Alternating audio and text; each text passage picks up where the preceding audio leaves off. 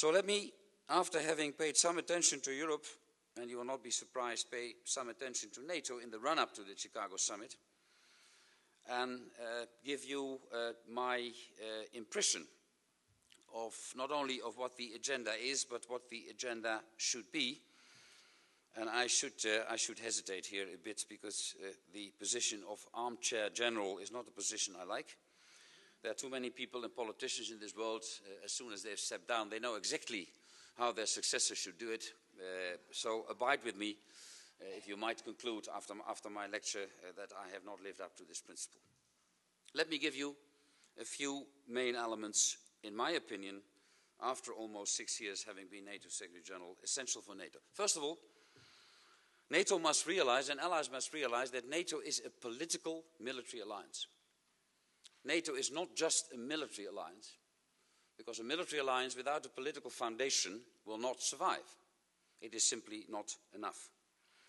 So, NATO should become more political, because that is the only way in which NATO can make the difference. Now, if you look at the agenda of the North Atlantic Council in Brussels, be it at ambassadorial level or at ministerial level, or, like we'll see in Chicago, at heads of state and government level, that agenda of the North Atlantic Council usually focuses, for understandable reasons, on NATO's operations, be it in Afghanistan, be it the anti-piracy operations of the coast of Somalia, be it Kosovo, you name them, many of them. When I was a young Secretary of Embassy, and Ambassador Hartog-Levin referred to that, and I did my first duties at NATO in the 70s of the last century, during the Cold War, the North Atlantic Council every week had an agenda item called Statements on Political Subjects. And then all the topics in world politics were discussed.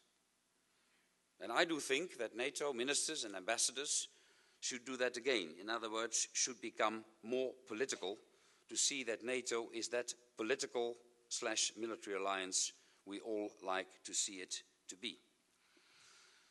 If people might find this a bridge too far, I could live with a suggestion, I think made here by Frank Kramer on the conference held here in Chicago not that long ago, to have a consultative group which could then take the role of intensifying this political discussion I would like to see taking place in NATO. The European Union does it. European Union ministers, usually the same guys apart from a few, they talk politics. NATO ministers and NATO ambassadors should do that again, in my opinion. Why am I stressing this point, ladies and gentlemen? I do this because I want to avoid that NATO becomes a more voluntary alliance. I use the words now of your countryman Hans Binnendijk of the National Defense University. NATO should not become a more voluntary alliance where nations choose what they want to do and what they do not want to do. The Libya operation is a case in point. Libya was for NATO a huge military success. Ivo Daalder, possibly in this same room, has said many good words about that. Libya militarily was a success. But I wonder if the process within NATO to come to a political consensus before the military operation started in Libya was sufficiently addressed by nations. I am left with the impression that we saw a sort of reversed procedure in NATO.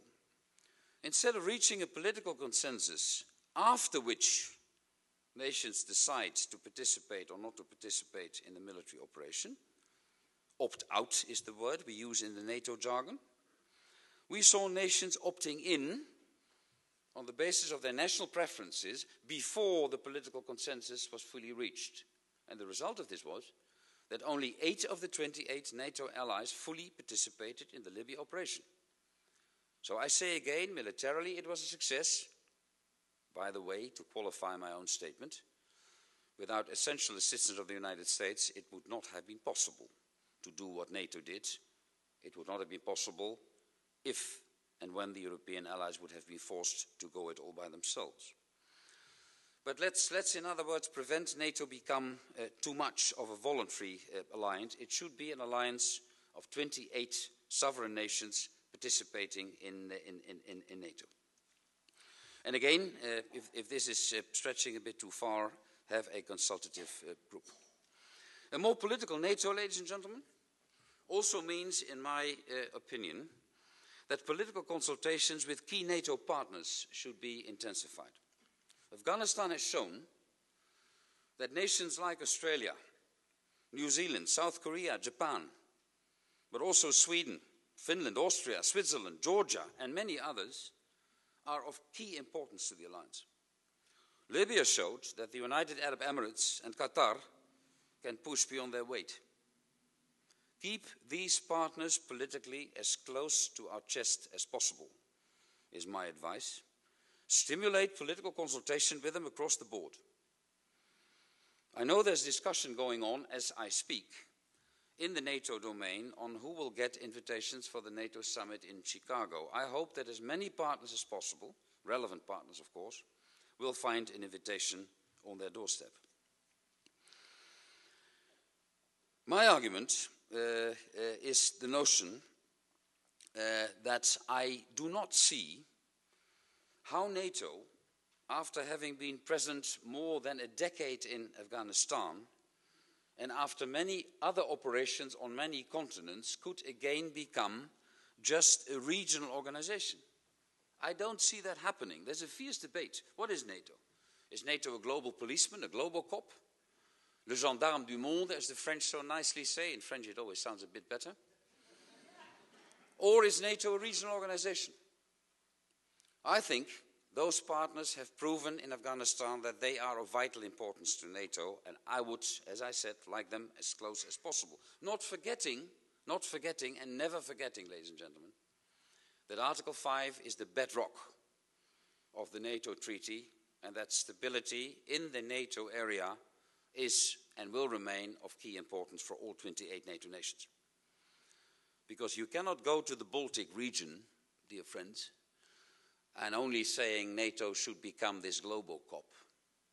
Because they'll say, we have a history, and we like to have you, NATO allies, air policing our skies. We face no threat. NATO is not facing any threat. But just in case, you here in Tallinn and in Vilnius and in Riga, just in case, we want to be sure, we want to be certain that NATO is there.